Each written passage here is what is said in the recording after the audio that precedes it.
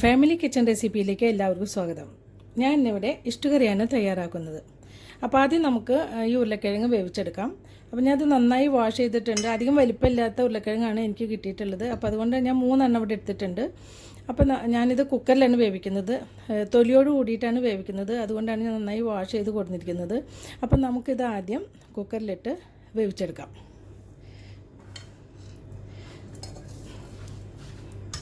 അപ്പം അധികം ഇത് ഞാൻ ചെറുതായതുകൊണ്ട് ഞാൻ അങ്ങനെ നടുമുറിക്കുന്നതേ ഉള്ളൂ. വലിപ്പമുള്ള ഉരുളക്കിഴങ്ങാണെങ്കിൽ 3 പീസുകളായിട്ട് എടുക്കാം. ഇത് കുറച്ച് വലിപ്പമുള്ളതുകൊണ്ട് ഞാൻ 3 ഭാഗമായിട്ട് മുറിക്കുന്നുണ്ട്.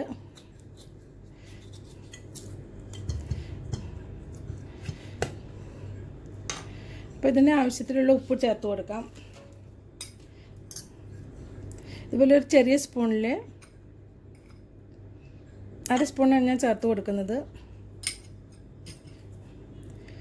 1 കപ്പ് വെള്ളം ഞാനിവിടെ എടുത്ത് വെച്ചിട്ടുണ്ട്. നമുക്കിതിൽ ഒഴിച്ചു കൊടുക്കാം. അപ്പോൾ 2 വിസിൽ വരുന്നത് വരെയാണ് ഞാനിത് വേവിക്കുന്നത്. അതിന് ശേഷം കുറച്ച് ആവി പോയതിന് ശേഷം നമുക്ക് തുറന്ന് നോക്കി വെന്തോന്ന് നോക്കാം. അതിന് ശേഷം തൊലിയെല്ലാം കളഞ്ഞിട്ട് നമുക്ക് ഇഷ്ടുകറി തയ്യാറാക്കാം. ഉരുളക്കിഴങ്ങ് ഞാനിവിടെ വേവിക്കാനായിട്ട് കുക്കറിൽ വെച്ചിട്ടുണ്ട്. നമുക്കിനി ബാക്കി ഇൻഗ്രീഡിയൻറ്റ്സ് എന്തൊക്കെയാണെന്ന് നോക്കാം. സബോള ഞാനിവിടെ 3 എടുത്തിട്ടുള്ളത്. അധികം വലിപ്പമില്ലാത്ത ഒരു ഇടത്തരം സബോളയാണ്. അപ്പോൾ ഞാൻ 3 സബോള ഞാനിവിടെ എടുത്തിട്ടുണ്ട്. പിന്നെ ഒരു കഷ്ണം ഇഞ്ചി, 3 പച്ചമുളക്, കുറച്ച് വേപ്പില, ഇത്രയാണ് ഞാനിവിടെ എടുത്തിട്ടിരിക്കുന്നത്. പച്ചമുളക് നമുക്ക് എരിവിനനുസരിച്ച് ചേർക്കാം. സാധാരണ സദ്യയിലുള്ള ഇഷ്ടകറിക്കൊന്നും അധികം എരിവൊന്നും കാണില്ല. അപ്പോൾ അത് അധികം എരിവില്ലാത്ത 3 പച്ചമുളകാണ് ഞാനിവിടെ എടുത്തിട്ടുള്ളത്. പിന്നെ കുരുമുളക്, അത് നാടൻ കുരുമുളകാണ്. അപ്പോൾ നമുക്ക് പൊടിച്ചിട്ടുള്ള കുരുമുളകിനേക്കാൾ നല്ലത് ഇത് ഒന്ന് പകുതി ചതച്ചിട്ടാണ് നമ്മൾ ഈ കറിയിലോട്ട് ചേർക്കുന്നത്. പിന്നെ ഉപ്പ്, പഞ്ചസാര, പിന്നെ തേങ്ങാപ്പാൽ വേണം. ഞാൻ ഒരു തേങ്ങയാണ് ഇവിടെ എടുത്തിട്ടുള്ളത്. ഒരു തേങ്ങയിൽ നിന്ന് ഞാൻ നല്ല കട്ടി തേങ്ങാപ്പാൽ 1.5 കപ്പ് എടുത്തിട്ടുണ്ട്. അത് 250 ml കപ്പിലാണ് ഞാനിവിടെ അളന്ന് വെച്ചിട്ടുള്ളത്. ഇത് നല്ല കട്ടിപ്പാലാണ്. പിന്നെ രണ്ടാം പാൽ ഞാൻ 1.5 കപ്പാണ് ഇവിടെ എടുത്തിട്ടുള്ളത്. അതും 1.5 കപ്പാണ് എടുത്തിട്ടുള്ളത്. അപ്പോൾ രണ്ടാം പാലിലാണ് ഈ സബോള വേവിക്കുന്നത്. അപ്പോൾ നമുക്ക് സബോള ആദ്യം വേവിച്ചെടുക്കാം. സബോള നമുക്ക് കട്ട് ചെയ്ത് കൊടുക്കാം. അപ്പോൾ ഒരെണ്ണം ഞാൻ എങ്ങനെയാണ് കട്ട് ചെയ്യുന്നത് കാണിക്കാം. ഈ വെളുത്ത ഭാഗം ഇത് കളയണം. ശേഷം ഒരുപാട് തിന്നായിട്ട് കട്ട് ചെയ്യേണ്ട. കാരണം കുറച്ച് ഈ ഒരു വലിപ്പത്തിലാക്കിയിട്ടാണ് നമ്മളിത് കട്ട് ചെയ്യുന്നത്. ഇത്രയും വലിപ്പത്തിൽ കണ്ടോ, ഈ ഒരു വലിപ്പത്തിലാണ് ഞാനിവിടെ കട്ട് ചെയ്യുന്നത്. ഒരുപാട് ചെറുതായിട്ട് കട്ട് ചെയ്യുന്നില്ല.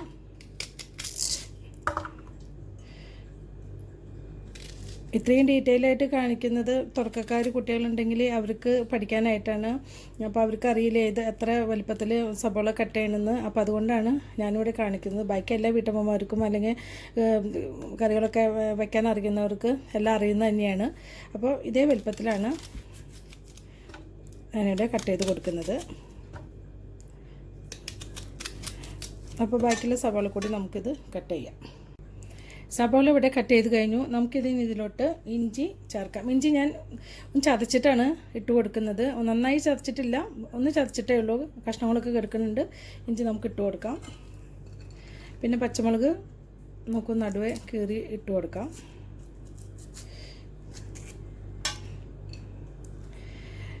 ഇഷ്ടുകറി തന്നെ പലരും പല വിധത്തിലാണ് വെക്കുന്നത്. അപ്പോൾ ചിലർ വിചാരിക്കും എന്താ ഇങ്ങനെ വെക്കുന്നതെന്ന്. ഓരോ വീട്ടിലും ഓരോ അമ്മമാരും അല്ലെങ്കിൽ ഓരോരുത്തരും പല വിധത്തിലാണ് ഓരോ കറികളും ഉണ്ടാക്കുന്നത്. അപ്പോൾ ഈ ഇഷ്ടുകറി അമ്മ ഇങ്ങനെയാണ് വെക്കുന്നത്. അപ്പോൾ അതുപോലെ തന്നെയാണ് ഞാനിവിടെ ഇഷ്ടുകറി തയ്യാറാക്കുന്നത്. അപ്പോൾ പച്ചമുളക് ഇവിടെ ഞാൻ ഇട്ടിട്ടുണ്ട്. ഇനി നമുക്കിതിലോട്ട് 1 പാലാണ് ഞാനിവിടെ ഒഴിച്ചു കൊടുക്കുന്നത്. 1.5 കപ്പുണ്ട്. അപ്പോൾ 1 പാൽ ഞാനിവിടെ ഒഴിച്ചു കൊടുത്ത് മൂടി വയ്ക്കാതെയാണ് വേവിക്കുന്നത്. ഇടയ്ക്ക് ഇളക്കിക്കൊണ്ടിരിക്കണം. തുടക്കത്തിൽ തന്നെ നമ്മൾ ഇത് ഇളക്കി കൊടുത്തിട്ടില്ലെങ്കിൽ പെട്ടെന്ന് ഇത് പിരിഞ്ഞു പോകും. കുറച്ച് തിളച്ച് കഴിഞ്ഞാൽ പിന്നെ എപ്പോഴും ഇളക്കേണ്ട ആവശ്യമില്ല, അത് പിരിഞ്ഞു പോകത്തില്ല. പക്ഷേ സ്റ്റാർട്ടിങ്ങിൽ നമ്മൾ ഇത് അടുപ്പത്ത് വെച്ചിട്ട് തീ ചൂടായി കഴിഞ്ഞാൽ അപ്പോൾ ഇത് ഇളക്കാതെ വെച്ചിരുന്നാൽ അപ്പോൾ ഇത് പിരിയും. അപ്പോൾ അതുകൊണ്ട് തന്നെ തുടക്കത്തിൽ കുറച്ച് സമയം നമ്മളിത് ഇളക്കി കൊടുക്കണം. നമുക്കിതിലോട്ട് ഇനി ഉപ്പ് ചേർത്ത് കൊടുക്കാം. ഉപ്പ് ചേർക്കുമ്പോഴൊക്കെ സൂക്ഷിച്ച് ചേർത്ത് കൊടുക്കണം. നമ്മൾ ഓൾറെഡി ഉരുളക്കിഴങ്ങിൽ ഉപ്പ് ചേർത്തിട്ടുള്ളതാണ്. അപ്പോൾ ഇതിൽ കുറച്ച് ചേർത്താൽ മതി. അവസാനം നമുക്ക് ഉപ്പ് നോക്കിയിട്ട് വേണമെങ്കിൽ ഇട്ട് കൊടുക്കാം. അപ്പോൾ ഞാൻ ചെറിയ സ്പൂണിൽ 1 സ്പൂണാണ് ഇട്ട് കൊടുക്കുന്നത്. അപ്പോൾ നമുക്കിത് വേവിച്ചെടുക്കാം. ഇത് ഞാനൊരു സ്റ്റൗവിന് മേലെ വെച്ചിട്ട് സ്റ്റൗ ഞാനിവിടെ ഓൺ ചെയ്തിട്ടുണ്ട്. അപ്പോൾ നമുക്കിത് പതുക്കെ ഇളക്കി കൊടുക്കാം. എപ്പോഴും ശ്രദ്ധിക്കേണ്ട ഒരു കാര്യം എന്ന് വെച്ചാൽ നമ്മൾ സ്റ്റൗവിൽ വെച്ച് കഴിഞ്ഞാൽ തേങ്ങാപ്പാൽ വെച്ചിട്ടാണെങ്കിൽ അപ്പോൾ അത് ഇളക്കി കൊടുത്തുകൊണ്ടിരിക്കണം കുറച്ച് സമയം. അതല്ലെങ്കിൽ പെട്ടെന്ന് ഇത് പിരിയും. ഇത് നന്നായി തിളച്ച് തുടങ്ങിയതിന് ശേഷം നമുക്ക് എപ്പോഴും ഇളക്കി കൊടുക്കേണ്ട ആവശ്യമില്ല. ഇടയ്ക്കൊന്ന് ഇളക്കി കൊടുത്താൽ മതിയാവും. തീ ഒരുപാട് കൂട്ടിയിട്ട് കൊടുക്കരുത്. ഒരു മീഡിയം ഫ്ലെയിമിൽ വേണം ഇത് വേവിക്കാനായിട്ട്.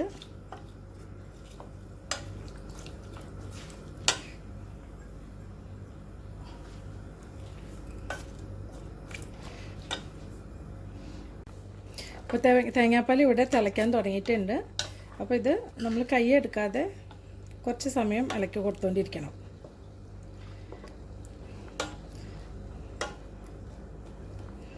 അതല്ലെങ്കിൽ തേങ്ങാപ്പാൽ പിരിയും.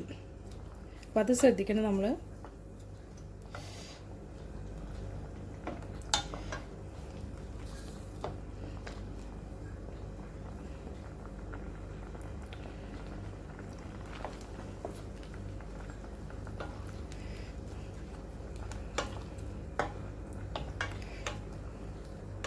ആദ്യത്തെ ഒരു 5 മിനിറ്റോളം നമുക്കിത് ഇളക്കി കൊടുത്തുകൊണ്ടിരിക്കാം.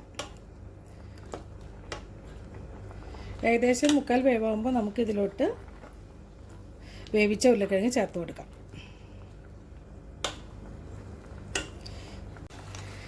ഇവിടെ ഞാനൊരു ഏകദേശം ഒരു 15 മിനിറ്റോളമായി ഞാനിവിടെ ഈ സബോള ഈ 2ാം പാലിലിട്ടിട്ട് വേവിക്കാൻ തുടങ്ങിയിട്ട്. അപ്പോൾ ഇത് ഇടയ്ക്ക് ഇളക്കിക്കൊണ്ടിരിക്കണം. അപ്പോൾ ഇവിടെ തേങ്ങാപ്പാലൊക്കെ കുറിയിട്ടുണ്ട്, സബോള വെന്തിട്ടുണ്ട്. അപ്പോൾ നമുക്കിത് തീ ഓഫ് ചെയ്യാം. അപ്പോൾ എൻ്റെ ഈ സ്റ്റീൽ പാത്രമാണെങ്കിൽ ഇടയ്ക്ക് ഇളക്കി കൊടുത്തിട്ടില്ലെങ്കിൽ അടിയിൽ പിടിക്കും. അപ്പോൾ നല്ല കട്ടിയുള്ള പാത്രമാണെങ്കിൽ എപ്പോഴും ഇളക്കിക്കൊണ്ടിരിക്കണമെന്നില്ല. പക്ഷേ എന്നാലും നമുക്കിത് ഇവിടെ വെച്ചിട്ട് വേറൊരു ജോലിക്കായിട്ട് പോകാൻ പറ്റില്ല. ഇത് ഇടയ്ക്ക് ഇളക്കി കൊടുത്തേ പറ്റൂ. അപ്പോൾ ഇതായിട്ടുണ്ട്. നമുക്കിനി ഉരുളക്കിഴങ്ങ് വെന്തോന്ന് നോക്കാം. അപ്പോൾ നമുക്കിത് സ്റ്റവ് ഓഫ് ചെയ്യാം. നമുക്കിനി സ്റ്റവ് ഓപ്പൺ ചെയ്ത് നോക്കാം.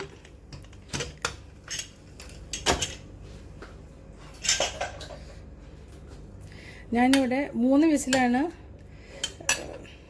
വറ്റിച്ചത് പെട്ടെന്ന് വെവാനായിട്ട്. അപ്പോൾ ഇത് ഏകദേശം വെന്തിട്ടുണ്ട്. അപ്പോൾ നമുക്കിതിൻ്റെ സ്കിന്നെല്ലാം കളഞ്ഞിട്ട് നമുക്ക് കട്ട് ചെയ്തിട്ട് നമുക്ക് വേവിച്ച സബോളയിലേക്ക് ചേർക്കാം. സബോള ഇവിടെ ഞാൻ എല്ലാം തൊലി കളഞ്ഞിട്ടുണ്ട്. അപ്പോൾ നമുക്കിത് കട്ട് ചെയ്യാം.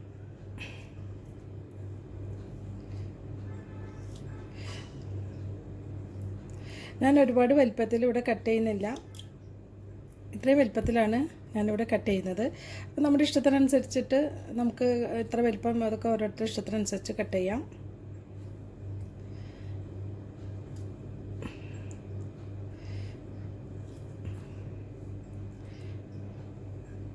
ഇവിടെ ഞാൻ വലിപ്പമുള്ള ഉരുളക്കിഴങ്ങാണെങ്കിൽ 2 ഉരുളക്കിഴങ്ങ് എടുത്താൽ മതിയാവും. അതുപോലെ തന്നെ സബോളയാണെങ്കിലും നിങ്ങൾക്ക് വലിപ്പമുള്ളതാണെങ്കിൽ 2 സബോള എടുക്കുക. ചെറുതായതുകൊണ്ടാണ് ഞാൻ 3 സബോള എടുത്തത്.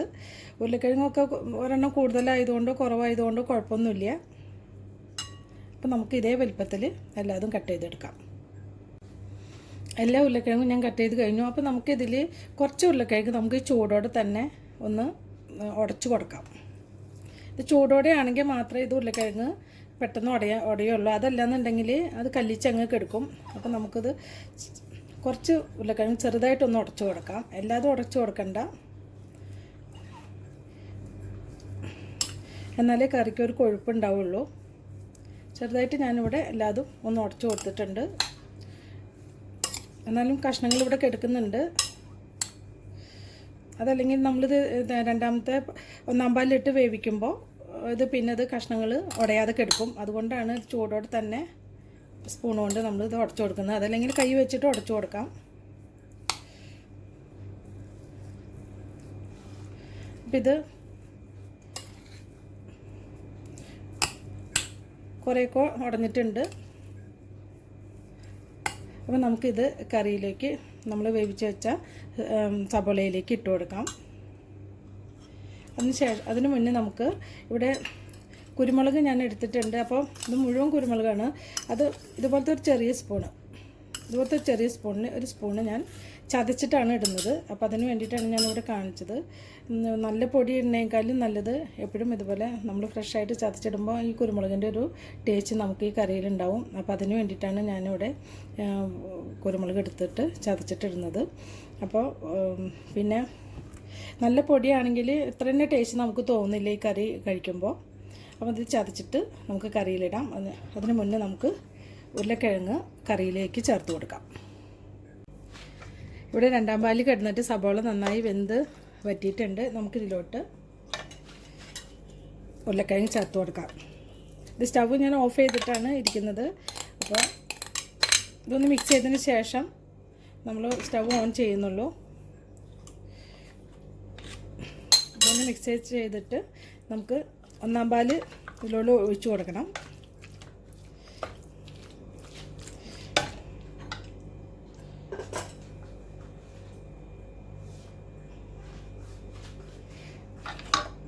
ഒന്നാം പാല് നമുക്കിവിടെ ഒഴിച്ചു കൊടുക്കാം. 1.5 കപ്പ് 1ാം പാലാണ് ഞാനിവിടെ എടുത്തിരിക്കുന്നത്. നമുക്ക് ഒഴിച്ചു കൊടുക്കാം. എപ്പോഴും തേങ്ങാപ്പാൽ ഒഴിച്ചു കൊടുക്കുമ്പോൾ ശ്രദ്ധിക്കുന്നത് നല്ല ചൂടായിരിക്കുമ്പോൾ കറി ചൂടായിരിക്കുമ്പോൾ അതിലേക്ക് നേരിട്ട് ഒഴിച്ചു കൊടുക്കരുത്. തീ ഒന്ന് കുറച്ചതിന് ശേഷം മാത്രമേ ഈ 1ാം പാലും ഒഴിച്ചു കൊടുക്കാൻ പാടുള്ളൂ. അതല്ലെങ്കിൽ ഒഴിച്ചു കൊടുത്ത വശം തേങ്ങാപ്പാൽ പിരിയും. അതല്ലെങ്കിൽ നമ്മൾ തീ കുറച്ചിട്ട് തേങ്ങാപ്പാൽ ഒഴിക്കുകയാണെങ്കിൽ പെട്ടെന്ന് ഇളക്കി കൊടുക്കുകയും വേണം. അപ്പോൾ അങ്ങനെയാണെങ്കിൽ ഇത് തേങ്ങാപ്പാൽ പിരിയാതെ കിട്ടും. നമുക്കിനി സ്റ്റവ് ഓൺ ചെയ്ത് കൊടുക്കാം. 1ാം പാൽ ഒഴിച്ചതിന് ശേഷം സ്റ്റവ് ഞാൻ ഓൺ ചെയ്തിട്ടുണ്ട്. അപ്പോൾ അത് ചൂടായി വരുന്നേ ഉള്ളൂ.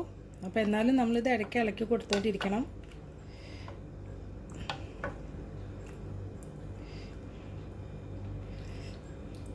സാധാരണ സദ്യയിലും ഒക്കെ 1ാം പാൽ ഒഴിച്ച് കഴിഞ്ഞാൽ ഇത് തീ ഓഫ് ചെയ്തതിന് ശേഷമാണ് 1ാം പാൽ നല്ല കട്ടിയുള്ള പാല് ഒഴിച്ചു കൊടുത്തതിന് ശേഷം പിന്നെ അവർ തിളപ്പിക്കില്ല.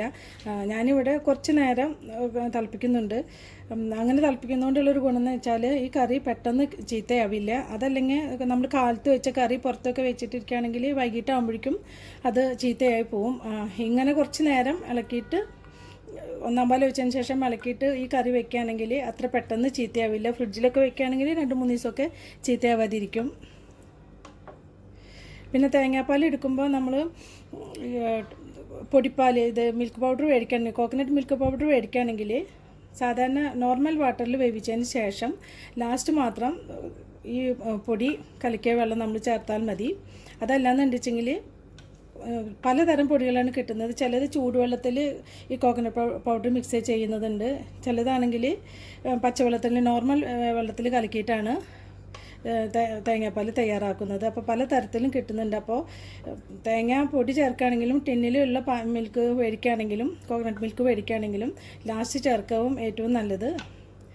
ശരിക്കും തേങ്ങ ചേർത്ത് അതേ ടേസ്റ്റ് നമുക്ക് കിട്ടില്ല എന്നുണ്ടെങ്കിലും ഈ തേങ്ങാപ്പാൽ മേടിക്കുന്ന തേങ്ങാപ്പാൽ ചേർത്താലും ടേസ്റ്റ് ഉണ്ടാവും. പക്ഷെ ഒരു ചെറിയൊരു സ്മെല്ലിനൊരു വ്യത്യാസം കാണും. അപ്പം നമുക്കത് തിളയ്ക്കുന്ന വരെ നമുക്ക് വെയിറ്റ് ചെയ്യാം. അതുവരെ ഇളക്കിക്കൊണ്ടിരിക്കണം. ഇതിവിടെ ഇപ്പോൾ നന്നായി തിളയ്ക്കാൻ തുടങ്ങിയിട്ടുണ്ട്. അപ്പോൾ തീ ഒന്ന് കുറച്ച് കൊടുക്കാം നമുക്ക്. ഇത് നന്നായി ഇളക്കി കൊടുത്തുകൊണ്ടിരിക്കണം. നമുക്കിതിലോട്ട് ചതച്ച കുരുമുളക് പൊടി ചേർത്ത് കൊടുക്കാം. ഇതിപ്പോൾ ഞാൻ ചതച്ചിട്ടാണെങ്കിൽ ഇതിൽ ഒരു 1.5 സ്പൂൺ ഉണ്ടാവും. നമുക്കിതിലോട്ട് ചേർത്ത് കൊടുക്കാം. തീ കുറച്ചിട്ട് വേണം പിന്നെ ഇത് ഇളക്കി കൊടുക്കാനായിട്ട്.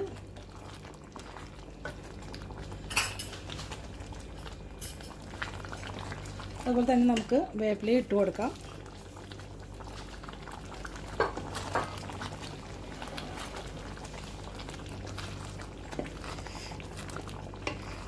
ഈ ഇഷ്ടുകറി എപ്പോഴും നമ്മൾ സദ്യക്കൊക്കെ ഇലയിൽ വിളമ്പുമ്പോൾ അത് ഒഴിച്ചു അവിടെ ഇട്ട് കൊടുത്താൽ അവിടെ തന്നെ ഇരിക്കും. അധികം ഒലിച്ച് പോകുന്നില്ല. അധികം അതിൻ്റെ ഗ്രേവി കുറവായിരിക്കും. അപ്പോൾ അത് എപ്പോഴും ഇത് കുറുകിയിരിക്കണം ഈ കറി ഉണ്ടാക്കുമ്പോൾ. നമ്മൾ തീ ഓഫ് ചെയ്തതിന് ശേഷം കുറച്ച് സമയം ഇരുന്നാലും ഇത് തനിയെ ഇരുന്ന് കുറുകും. നമുക്കിനി ഇതിലോട്ട് ചേർത്ത് കൊടുക്കാനുള്ളത് പഞ്ചസാര കുറച്ച് ചേർത്ത് കൊടുക്കണം. അതുപോലെ തന്നെ നമുക്ക് ലാസ്റ്റ് വെളിച്ചെണ്ണ അതിലോട്ട് ഒഴിച്ച് കൊടുക്കണം. ഇതിപ്പോൾ ഏകദേശം ആയിട്ടുണ്ട്. ഞാനിവിടെ ഒരു 5-6 മിനിറ്റായി ഇളക്കിക്കൊണ്ടിരിക്കുന്നു. കുറച്ച് നേരം കൂടി ഇളക്കിയതിന് ശേഷം നമുക്കിത് തീ ഓഫ് ചെയ്യാം. അപ്പോൾ നമുക്ക് തീ നന്നായി കുറച്ചിട്ട് കൊടുക്കണം. കൈ ഇളക്കാതെ ഇളക്കിക്കൊണ്ടിരിക്കുകയും വേണം. അപ്പോൾ നമുക്കിതിൽ ലാസ്റ്റ് ഉപ്പൊക്കെ നോക്കിയിട്ട് നമുക്ക് ആവശ്യമുണ്ടെങ്കിൽ ഉപ്പ് ചേർത്ത് കൊടുക്കാം.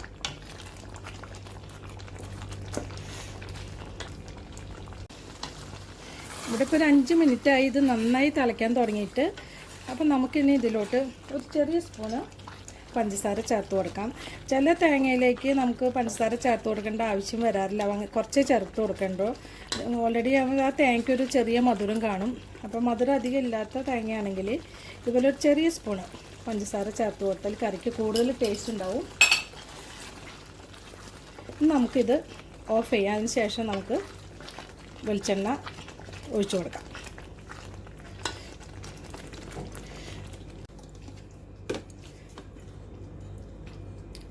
രണ്ട് ടേബിൾ സ്പൂൺ വെളിച്ചെണ്ണയാണ് ഞാനിവിടെ ഒഴിച്ചു കൊടുക്കുന്നത്. സാധാരണ സദ്യയിലത്തെ കറികളിലെല്ലാം വെളിച്ചെണ്ണയും തേങ്ങയൊക്കെ ഒരുപാട് കൂടുതലായിരിക്കും. 2 ടേബിൾ സ്പൂൺ ഞാനിവിടെ ചേർത്ത് കൊടുക്കുന്നുള്ളൂ. ഇത് കൂടുതൽ ആവശ്യമുള്ളവർക്ക് കൂടുതൽ ചേർത്ത് കൊടുക്കാം. ഒഴിച്ചൊന്ന് ഇളക്കി കൊടുത്തതിന് ശേഷം നമുക്കിത് മൂടി വയ്ക്കാം. ഒരു 5 മിനിറ്റ് മൂടി വെച്ചതിന് ശേഷം നമുക്കിത് സെർവിങ് ബൗളിലിട്ട് മാറ്റാം. നമ്മുടെ ഇഷ്ടുകറി ഇവിടെ റെഡി ആയിട്ടുണ്ട്. അപ്പോൾ നമുക്കിത് മൂടി വയ്ക്കാം. അതിന് ശേഷം നമുക്കിത് വേറൊരു പാത്രത്തിലോട്ട് മാറ്റാം. ഇഷ്ടുകറി ഇവിടെ 10-15 മിനിറ്റായി ഞാനിവിടെ മൂടി വെച്ചിട്ട് നമുക്കിത് തുറന്ന് നോക്കാം. അപ്പോൾ ഇത് നന്നായിട്ട് കട്ടിയായിട്ടുണ്ട്. കണ്ട ഈ ഒരു ഇതേപോലെ കട്ടയാവണം നമ്മുടെ ഇഷ്ടുകറി. അപ്പോൾ നമുക്കിത് ഒരു പ്ലേറ്റിലോട്ട് മാറ്റാം. ഈ കറി ഇഷ്ടുകറി ഇട്ട് കൊടുക്കുമ്പോൾ ഇതുപോലെ ഒലിച്ചിറങ്ങാതെ ഇതുപോലെ കട്ടയായിട്ടിരിക്കണം. അപ്പോൾ നമുക്കിതൊരു പാത്രത്തിലോട്ട് മാറ്റാം. ഇഷ്ടുകറി ഇവിടെ റെഡിയായി കഴിഞ്ഞു. അപ്പോൾ എല്ലാവരും ഇത് ട്രൈ ചെയ്യണം. പഞ്ചസാര നമ്മൾ ചേർത്ത് കൊടുക്കുമ്പോൾ ശ്രദ്ധിച്ച് വേണം ഇട്ട് കൊടുക്കാനായിട്ട്. ഒരു ചെറിയ സ്പൂണ് പഞ്ചസാര മാത്രമേ ഞാൻ അതിൽ ചേർത്ത് കൊടുത്തിട്ടുള്ളൂ.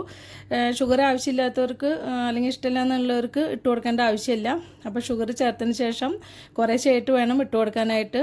അത് നന്നായി ഇളക്കിയതിന് ശേഷം ടേസ്റ്റ് നോക്കിയിട്ട് കൂടുതൽ വേണമെന്നുണ്ടെങ്കിൽ ഇട്ട് കൊടുത്താൽ മതി. സാധാരണയായിട്ട് ചില തേങ്ങകൾക്ക് ചെറിയൊരു മധുരം കാണും. അപ്പോൾ പിന്നെ നമ്മളിതിൽ കൂടുതൽ ഇട്ട് കൊടുക്കേണ്ട ആവശ്യമില്ല. കുറച്ച് ഇട്ട് കൊടുത്താൽ മതിയാവും. ഞാൻ എപ്പോഴും ഇഷ്ടുകറി ഉണ്ടാക്കുമ്പോൾ കുറച്ച് ഷുഗർ ചേർക്കാറുണ്ട്. അപ്പോൾ അതാണ് എനിക്കിഷ്ടം. മക്കൾക്കും ഒക്കെ അത് ചെറിയൊരു മധുരത്തോട് കൂടി കഴിക്കാനാണ് ഇഷ്ടം.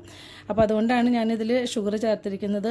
അപ്പോൾ ഇത് ശരിക്കും സദ്യയിലൊക്കെ ഉണ്ടാക്കുന്ന പോലെ വളരെ ടേസ്റ്റിയാണ് ഈ ഇഷ്ടുകറി. അതുമാത്രമല്ല ഇത് കുറച്ച് ദിവസം നമ്മൾ ഫ്രിഡ്ജിൽ വെച്ചാൽ ഇരിക്കുകയും ചെയ്യും. കുറച്ച് നമ്മൾ ഒരു 5 മിനിറ്റോളം ഏകദേശം ഇത് ഇളക്കിയിട്ടുണ്ട്. അതുകൊണ്ട് തന്നെ ഇത് പെട്ടെന്ന് ചീത്തയാവില്ല. അപ്പോൾ എല്ലാവരും ഇത് ട്രൈ ചെയ്യണം. പിന്നെ ഇഷ്ടപ്പെട്ടാൽ സബ്സ്ക്രൈബ് ചെയ്യാൻ മറക്കരുത്. അതുപോലെ തന്നെ നിങ്ങൾ ഫ്രണ്ട്സിനോടൊക്കെ ഇത് ഷെയർ ചെയ്യണം. ഇനി അടുത്തൊരു വീഡിയോ ആയിട്ട് വരുന്നവരെ എല്ലാവർക്കും താങ്ക് യു.